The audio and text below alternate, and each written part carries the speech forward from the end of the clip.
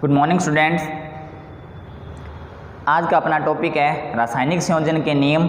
और रासायनिक संयोजन के नियम में अपने 3 नियम स्टडी कर चुके हैं पहले। अभी आज अपने चौथा नियम देखते हैं और वो है गेलुसेक का नियम। गेलुसेक का नियम, गेलुसेक का नियम। देखो, सबसे पहले अपने इसकी लैंग्वेज चेक करते हैं कि ये क्या है इस नियम के अंदर और इसकी लैंग्वेज क्या कहती है, और फिर इसके एग्जाम्पल देखेंगे। इसमें क्या होता है, देखो, किसी इसके अनुसार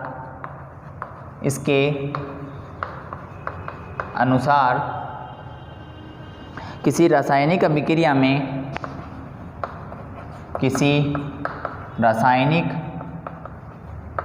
अभिक्रिया में यदि गैसें संयोग कर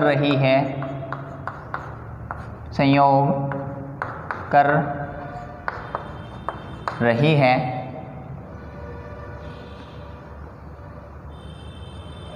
तो वह गैसें सदैव सरल अनुपात में होती हैं। सरल अनुपात में वैकेंसी सदैव क्या होती है? सरल अनुपात में होती हैं। यदि उत्पाद भी गैस हो तो वह भी क्रियाकारी गैसों के साथ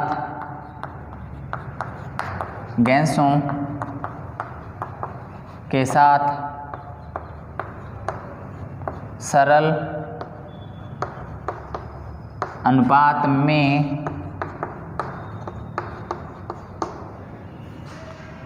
होता है। इसके लिए कुछ कंडीशन है और वो कंडीशन क्या है? ताप व दाब निश्चित होने चाहिए। ताप व दाब क्या होने चाहिए? निश्चित होने चाहिए। ये इसकी लैंग्वेज है। एक बार अपने इसको दोबारा से पढ़ते हैं। क्या कहता है? इसके अनुसार किसी रासायनिक अभिक्रिया में कौन संयोग कर रही है कि जो अभिकारक हैं वो गैसें हैं, तो वे गैसें सदैव सरल अनुपात में ही संयोग करेंगी या सरल अनुपात में होती हैं। यदि उत्पाद भी गैस हो तो वह भी क्रियाकार जो गैसें हैं उसके साथ किस में होंगी? सरल अनुपात में होती हैं। इसके लिए कंडीशन क्या है कि ताप व दाब का मान समान होना चाहिए। अगर समान ताप व समान दाब पर 2 गैसों को अगर आपस में अभिक्रिया करा रहे हैं तो वो गैसें सरल अनुपात में होंगी। और जो उत्पाद बन रहा है वो भी अगर गैस है तो वो, और जो अभिकारक के जो 2 अभिकारक लिए थे माना आपने, तो वो तीनों आपस में क्या होंगे? सरल अनुपात में होंगे। समझ आ गया? नहीं आया? एग्जाम्पल देखते हैं। जब तक एग्जाम्पल नहीं होंगे तब तक कुछ भी समझ में नहीं आएगा। ये एक अपने स्टार्ट करते हैं एग्जाम्पल। ठीक है, देखो, मैंने हाइड्रोजन गैस ली। गैस के लिए अपने यहाँ पे जी लगा देते हैं। क्लोरीन गैस ली, अभिक्रिया करवाई और यहाँ पर मेरे को HCl हाइड्रोक्लोरिक गैस की प्राप्ति हुई। हाइड्रोजन गैस ली, क्लोरीन गैस ली, दोनों की अभिक्रिया कराई और HCl हाइड्रोक्लोरिक गैस अपने को प्राप्त हुई। अब इस अभिक्रिया को अगर मैं संतुलित करूं तो यहाँ पे हाइड्रोजन के 2, क्लोरीन भी 2, तो यहाँ पे मैं क्या लगा देता हूँ? 2 लगा देता हूँ। ठीक है, तो अब देखो यहाँ पर जो संख्या लगी है ना, वो आप ये मानो वो उसके आयतन है या कणों की संख्या है, मोल की संख्या है, कुछ भी मान सकते हो उसको, है ना। तो यहाँ पे संख्या कितनी लगी है? 1। यहाँ पे कितनी लगी है? 1। और यहाँ पे संख्या कितनी लगी है? 2। तो अभी इसको काउंट नहीं करना अपनों ने, यहाँ पे जो संख्या लगी है उसको काउंट नहीं करना। इसका मतलब ये है कि यहाँ पर H2 का एक अणु भाग ले रहा है अभिक्रिया में। यहाँ पे Cl2 का भी कितना अणु भाग ले रहा है? 1। और जो HCl बन रहा है उसके कितने अणु बन रहे हैं? 2 अणु बन रहे हैं। इसका मतलब ये है, इसका मतलब मैं यहाँ ये लिख देता हूँ कि जो अभिक्रिया करने वाली हाइड्रोजन गैस है उसका एक आयतन भाग ले रहा है और क्लोरीन का भी एक आयतन भाग ले रहा है और जो बन रहा है उसके 2 आयतन बन रहे हैं। समझ में आ गई बात? तो अगर मैं यहाँ पे हाइड्रोजन, क्लोरीन और ये भी क्या है गैस, इन तीनों का अनुपात लिखूं तो ये किस अनुपात में मिलेंगे अपने को? 1:1 में। तो कौन अभिक्रिया करेगी? गैसें। और जो प्राप्त होने वाला उत्पाद है उसके कितने अनुपात मिलेंगे अपने को? 2। कुछ बात थोड़ी बहुत समझ में आई, परंतु मुझे पता है पूरी बात समझ में अभी तक नहीं आई। अपने एक एग्जाम्पल और देखते हैं। जब तक आप एग्जाम्पल नहीं करते तब तक ये लैंग्वेज बहुत टफ होगी, ठीक है? तो आप इसको, अगर आप चाहो कि भाई आपने जैसे ये जो क्वेश्चन आ गया पेपर में, गैलू-सेक का नियम किसे कहते हैं, एक्सप्लेन करो, तो अगर आप इतना लिख देते हो तो नंबर नहीं मिलेंगे, ठीक है? क्योंकि जब मैंने आपको इतना बताया या मैंने आपको यहाँ तक लिखा तो बात समझ में नहीं आई, किसी के भी समझ में नहीं आई 1% भी।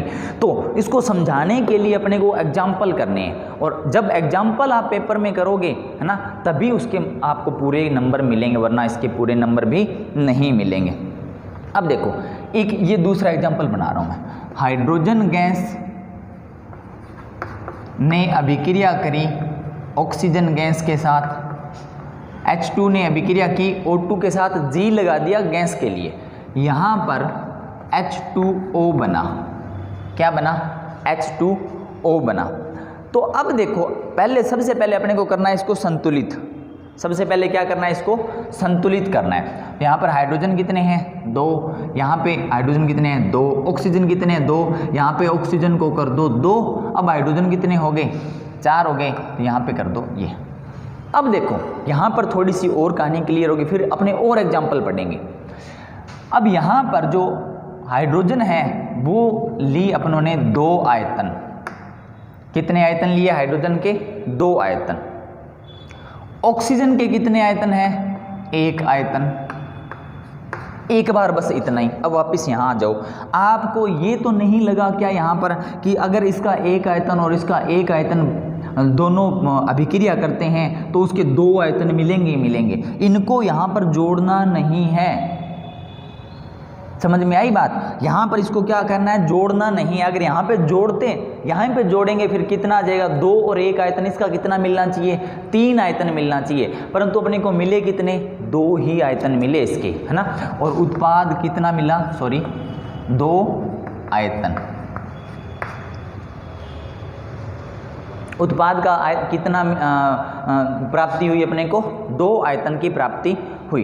तो देखो, यहाँ पर 2 आयतन हाइड्रोजन लिया, 1 आयतन ऑक्सीजन लिया, परंतु उत्पाद की जो प्राप्ति है वो 2 ही आयतन हुए। तो आपने अगर यहाँ ऐसे सोचा कि भाई 1 और 1 को जोड़ के फिर 2 बन गया, नहीं, ये कंसेप्ट नहीं है। अब कंसेप्ट क्या है, इससे थोड़ा और इजी क्लियर हो जाएगा। देखो कैसे, अब ये जो नियम है ना, उसका कंसेप्ट यहीं से समझ आएगा, अच्छे तरह समझ लेना। और वो है क्या? वो ये है कि जब अपने हाइड्रोजन को मिलाते हैं ऑक्सीजन के साथ, हाइड्रोजन को मिलाते हैं ऑक्सीजन के साथ, तो अपने को पता है कि H2O मिलता है। तो ऐसे नहीं कि अपनी मर्जी से जितनी हाइड्रोजन ले ली, जितनी मर्जी से ऑक्सीजन ले ली और H2O मिल गया। इसके लिए मैं आपको एग्जांपल बता रहा हूँ। क्या कि मान लिया हाइड्रोजन ले ली यहाँ पर 2 लीटर। कितना ले लिया? 2 लीटर हाइड्रोजन गैस ले ली, ठीक है। और 2 लीटर ही यहाँ पर अपनों ने ले लिया ऑक्सीजन गैस। 2 लीटर हाइड्रोजन ले लिया, 2 लीटर क्या ले लिया? ऑक्सीजन गैस ले लिया। तो यहाँ से जो 2 लीटर है ना, वो क्या बन गया? पानी बन गया, H2O, ठीक है। तो अब यहाँ पर क्या हुआ पता है क्या? यहाँ पर 2 लीटर हाइड्रोजन ने 2 लीटर ऑक्सीजन के साथ अभिक्रिया नहीं की, यहाँ पर सिर्फ 1 लीटर ही ऑक्सीजन के साथ अभिक्रिया की है। पदार्थ चाहे कितना ही ले लो, पर वो पदार्थ पहला जो पदार्थ है वो दूसरे पदार्थ के साथ कितनी मात्रा में अभिक्रिया करेगा, ये कहता है ये नियम, ठीक है। तो गैलू-सेक ने 2 गैसों की आपस में अभिक्रिया करने की मात्राएं बताई है। और वो मात्रा क्या कहती है, अब यहाँ से दोबारा देखो, अगर 2 लीटर हाइड्रोजन लेते हैं तो 2 लीटर ऑक्सीजन गैस उसके साथ अभिक्रिया नहीं करेगी। अपने चाहे लें 5 लीटर लें, कोई फर्क नहीं पड़ता, 10 लीटर ले लो, 50 लीटर ले लो, कोई फर्क नहीं पड़ता। अपने जब जितनी हाइड्रोजन लेंगे उसी के अनुपात में अभिक्रिया करेगी, और उसका अनुपात यहाँ पे लिख रहा हूँ मैं 2:1:2 ये है। तो हाइड्रोजन कितना 2 अनुपात में अभिक्रिया करेगा, कितने अनुपात, 1 अनुपात ऑक्सीजन के साथ, और बनाएगा कितना, हाइड्रोजन और ऑक्सीजन जब मिलेंगे तो बनेगा कितना, 2 अनुपात उत्पाद बनेगा, 2 अनुपात जल के, जो जल है उसकी प्राप्ति होगी। तो देखो यहाँ पर 2 लीटर ऑक्सीजन हाइड्रोजन 1 लीटर ही किसके साथ, ऑक्सीजन के साथ अभिक्रिया करेगी। ऐसे नहीं, अगर मैं यहाँ पर ये मानूँ, यहाँ पर 4 लीटर ले लिया मैंने, 4 लीटर क्या ले लिया, 4 लीटर हाइड्रोजन ले लिया, और आप ये मानो कि यहाँ पर मैंने 10 लीटर ऑक्सीजन ले ली, ठीक है, 10 लीटर क्या ले ली, ऑक्सीजन ले ली। इसकी एक बार अपने को जरूरत नहीं है, पहले सिर्फ ये कहानी समझो। अब 4 लीटर जो लिया अपनों ने, है ना, तो इसके अपने को 4 अनुपात अगर मैं 2 लिखूं तो 2:1 आएगा ना, यही तो है 2:1 है ना। तो ये सिर्फ 2 लीटर ही अभिक्रिया करेगा, इसका 8 लीटर है ना वो शेष रह जाएगा। 8 लीटर क्या रह जाएगा, 8 लीटर ऑक्सीजन शेष रह जाएगी, वो वैसी की वैसी पड़ी रहेगी, उसके एक भी कण, एक भी अणु उसका अभिक्रिया में भाग नहीं लेगा। तो देखो ये है इसका मतलब कि भाई जितना पदार्थ लेंगे ना वो एक फिक्स अनुपात में ही अभिक्रिया करेगा। ऐसे नहीं मर्जी से जितना ये ले लिया उतना हाइड्रोजन ले लिया, जितना भी ऑक्सीजन ले लिया और मिला दो और अभिक्रिया हो जाएगी, नहीं। यहाँ पर जब अपने संतुलित करते हैं तो जो संख्याएं आती है वही उसका अनुपात होता है, और उसी अनुपात में अभिक्रिया करेंगे पदार्थ, और उसी अनुपात में क्या होगा कि उत्पाद की प्राप्ति होगी। एक एग्जाम्पल और देखते हैं अपने, और वो एग्जाम्पल देखते हैं अपने, जैसे नेक्स्ट एक एग्जाम्पल और क्लियर करते हैं, और बातें समझ में आ जाएगी, थोड़ा और इजी हो जाएगा। अगर ये है कार्बन मोनोऑक्साइड, CO को क्या बोलते हैं, कार्बन मोनोऑक्साइड, ये है गैस। इसकी मैं अगर ऑक्सीजन के साथ अभिक्रिया कराऊं, ये भी है गैस, तो यहाँ पर मेरे को CO2 की प्राप्ति होती है, ये भी है गैस। किसकी प्राप्ति होती है, CO2 की प्राप्ति होती है, और वो भी क्या है, गैस है। अब देखो इसको अपने करते हैं संतुलित। संतुलित कहते हैं कार्बन 1 है, कार्बन 1 है, ऑक्सीजन कितने यहाँ पर 2, और यहाँ पे कितने हो गए 2, 1 ऑक्सीजन ये भी रहा, है ना। इसको संतुलित करने के लिए मैं यहाँ पे 2 लगा देता हूँ। कार्बन कितने हो गए 2, अब देख लो ये संतुलित होगी। कार्बन कितने हो गए 2, इधर भी कार्बन 2, ऑक्सीजन कितने इधर 2 और 2 4, तो ये हो गए ऑक्सीजन 4, ये हो गई संतुलित। अब ये क्या कहता है कि 2 अनुपात अपने को क्या लेनी पड़ेगी, कार्बन मोनोऑक्साइड गैस, और 1 अनुपात अपने को ऑक्सीजन गैस लेनी पड़ेगी, और अपने को 2 अनुपात प्राप्त होंगे किसके, CO2 गैस के। तो इसका अनुपात कितना हो गया, 2 अनुपात 1 अनुपात 2। तो ये जो अनुपात, ये अनुपात, ये अनुपात और ये अनुपात जब मैंने लिखा है तो ये किसका अनुपात है, आयतन का। किसका अनुपात है, आयतन का। तो अनुपात अपने को ये मिले। अब इसका मतलब क्या है, कुछ और क्लियर हो जाएगा यहाँ से कि भी अपने को 2 पार्ट तो किसके लेने पड़ेंगे, 2 भाग तो अपने को लेने पड़ेंगे किसके, कार्बन मोनोऑक्साइड के। 1 भाग लेना पड़ेगा अपने को किसका, किसका लेना पड़ेगा, ऑक्सीजन का, और 2 भाग किसकी प्राप्ति होगी, कार्बन डाइऑक्साइड की। तो अब इसमें यह है कि अगर मैं 100 लीटर 100 लीटर CO लेता हूं तो ऑक्सीजन कितनी लेनी पड़ेगी अपने को, 100 को 2:1 बना दो। अगर मैं 50 लीटर क्या ले लूं ऑक्सीजन, तो ये 2:1 ही तो है ना। तो 100 लीटर क्या ले सकता हूं मैं, कार्बन मोनोऑक्साइड, और इसके लिए अपने को कितने लीटर चाहिए, क्या, ऑक्सीजन कितने लीटर चाहिए, 50 लीटर। तो ये नियम ये कहता है। अब आ जाओ वापस ने, किसी रासायनिक अभिक्रिया में संयोग कर रही गैसें हैं तो वो गैसें एक सरल अनुपात में होती हैं। सरल अनुपात में होती हैं इसका मतलब वो है कि वो गैसें एक सरल निश्चित अनुपात में अभिक्रिया करती है, अपनी मर्जी से अभिक्रिया नहीं होती।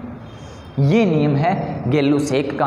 अच्छा, ये नाम ही जो है गैलुसेक, वो एक वैज्ञानिक का ही नाम है। तो गैलुसेक का नियम किसने दिया था? गैलुसेक ने दिया था। ठीक है, अब अपने बात करते हैं नेक्स्ट नियम, और वो जो नियम आएगा वो है आवोगाद्रो नियम, लास्ट और 5वां नियम। अच्छे से समझ लेना, सब चीज़ें एक दूसरे से जुड़ी हुई हैं। अगर एक नहीं आता या एक लेक्चर आपने मिस कर दिया तो उसके आगे वाला मत पढ़ना भले, क्योंकि सारी चीज़ें एक दूसरे से जुड़ी हुई हैं।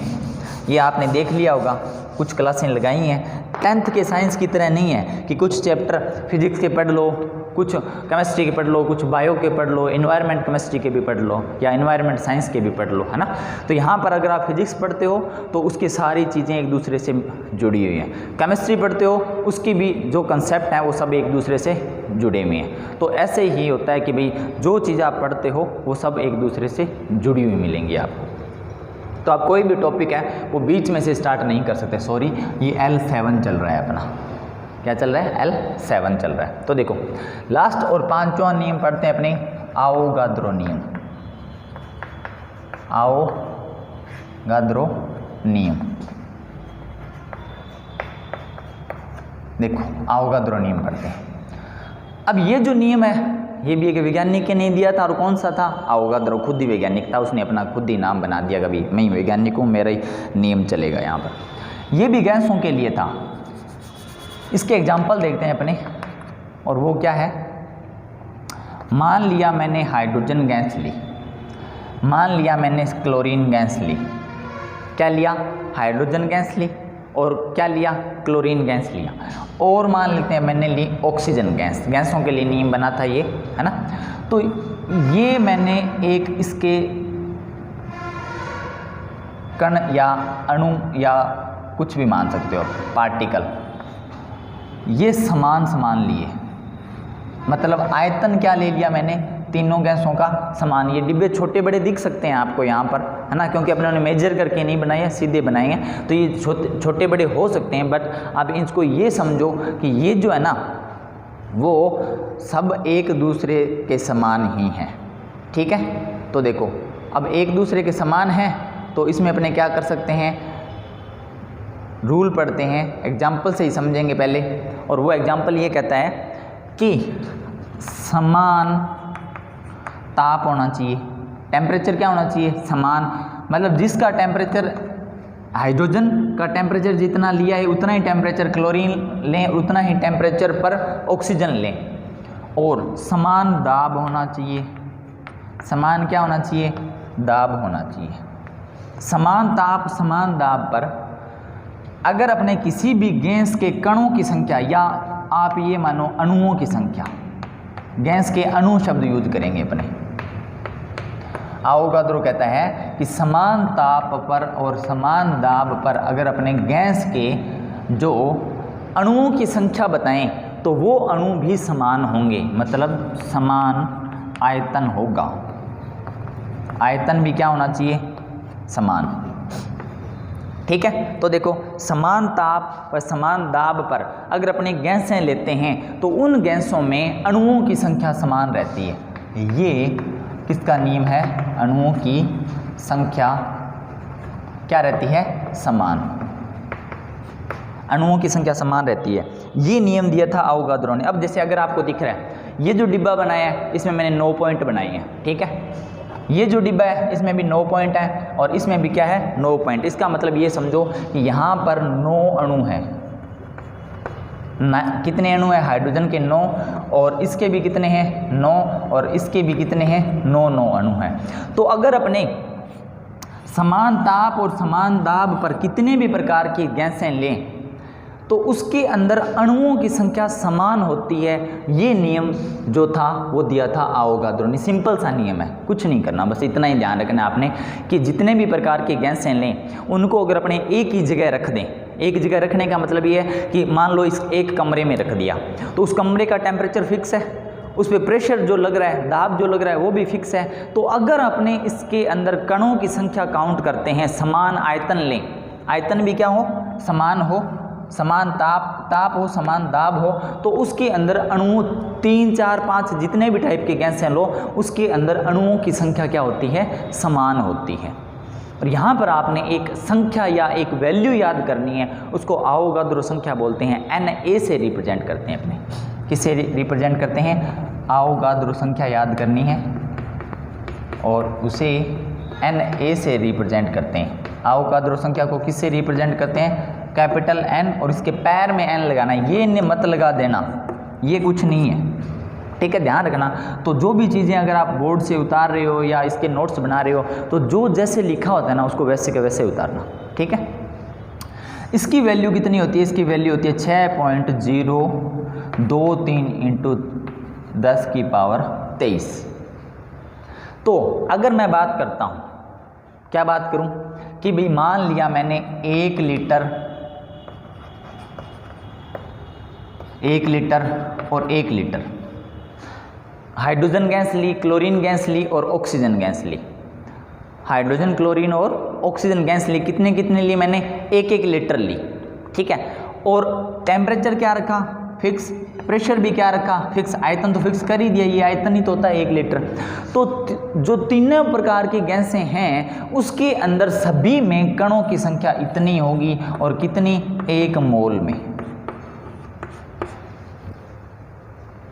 1-1 लीटर ली और इसकी मात्राएं कितनी ली? 1 लीटर। 1 लीटर का मतलब ये हो गया कि अपने 1 मोल ले लें। कितने लें अगर अपने? 1 मोल। तो 1 मोल के अंदर समान ताप व समान दाब पर गैसों के कणों की संख्या भी समान होती है और उसका मान इतना होता है। इसे बोलते हैं अवोगाद्रो संख्या। इसको याद करना ये अपने बहुत ही यूज होने वाला है। क्लियर? अब देखो यहाँ पर एक छोटा सा एक वर्ड और आता है इसके अंदर, और वो शब्द जो है वो अपने सीखेंगे। एक शब्द है परमाणुकता। वो क्या होती है? देखो, परमाणुकता। परमाणु शब्द आपने पढ़ लिया था, अब अपने पढ़ने जा रहे हैं परमाणुकता। देखो परमाणुकता क्या होता है, एग्जाम्पल से ही समझेंगे अपने। एग्जाम्पल देखो, परिभाषा रटने की जरूरत नहीं है, क्योंकि ऐसे जो सिंपल जो बेस चल रहा है ना उसकी परिभाषाएं नहीं पूछी जाती, उसके एग्जाम्पल पूछे जाते हैं, है ना। तो परिभाषा से ज़्यादा इंपॉर्टेंट है कि अपने को वो पता होना चाहिए, उसका कंसेप्ट पता होना चाहिए कि भाई वो है क्या, ठीक है। क्योंकि अभी थोड़ी देर पहले अगर आपने देखा था तो जब उन्होंने गैलुसेक का नियम पढ़ा था तो उसमें मैंने परिभाषा बता दी थी। तो परिभाषा से मुझे ये पता है कि आप लोगों के समझ में वो कुछ भी नहीं आया, परंतु जब अपनों ने इसके एग्जाम्पल क्लियर किए, एग्जाम्पल स्टडी किए, तब आपको थोड़ा पता चला कि जो गैलुसेक का नियम था वो क्या होता है। देखो परमाणुकता का मतलब क्या है। अगर मैं ऑक्सीजन का एक अणु लूं और उसके अंदर कितने परमाणु हैं? 2। किसी भी एक अणु में परमाणुओं की संख्या परमाणुकता कहलाती है। दोबारा रिपीट कर रहा हूं, किसी भी एक अणु में किसकी संख्या? परमाणुओं की संख्या परमाणुकता कहलाती है। ऑक्सीजन के एक अणु में 2 परमाणु हैं, O+O। क्लोरीन अगर लेता हूं, इसकी भी परमाणुकता कितनी होती है? 2 होती है। ये फॉर्मूला किसका है जानते हो क्या? O3। O2 तो ऑक्सीजन होती है, मुझे भी पता है। O3 क्या होता है? O3 होता है ओजोन। इसकी परमाणुकता 3 होती है। इसकी परमाणुकता कितनी होती है? 3 होती है। अगर मैं फास्फोरस लेता हूं तो इसकी परमाणुकता 4 होती है। इसका मतलब ये है कि यहाँ पर जो P है ना, वो 4 परमाणु आपस में जुड़े हुए रहते हैं। कितने परमाणु जुड़े हुए रहते हैं? 4 परमाणु से मिलकर एक अणु बनता है। किसका? फास्फोरस का। अगर मैं सल्फर की बात करूं तो वो होता है S8, मतलब सल्फर के 8 परमाणु आपस में चिपके हुए जुड़े हुए रहते हैं और इसकी परमाणुकता कितनी हो जाएगी? 8 हो जाएगी। क्लियर? अब जितने परमाणु हैं उसको क्या बोलेंगे? परमाणुकता। अगर मैं बात करता हूं NH3 की, तो इसमें 1 परमाणु किसका है? नाइट्रोजन का। 3 परमाणु किसके हैं? हाइड्रोजन के। तो इसकी परमाणुकता कितनी हो जाएगी? 4। अगर मैं H2SO4 की बात करता हूं तो इसकी परमाणुकता कितनी हो जाएगी? देखो, 2 परमाणु किसके? हाइड्रोजन के। 1 परमाणु किसका? सल्फर का। 4 परमाणु किसके? ऑक्सीजन के। तो 4 और 2 6 और 1 7। कितने परमाणु होंगे? 7। तो इसकी परमाणुकता क्या होगी? ये परमाणुकता होता है कि किसी भी एक अणु में उपस्थित परमाणुओं की संख्या को क्या बोलते हैं? परमाणुकता बोलते हैं। आज का अपना टॉपिक यहीं पे कंप्लीट होता है और आप अच्छे से नोट्स बनाना, बढ़िया से उसकी तैयारी करना, और जो भी उतारो यहाँ से बोर्ड से वो थोड़ा सही उतारना, कम उतार लेना परंतु सही उतारना। Thank you.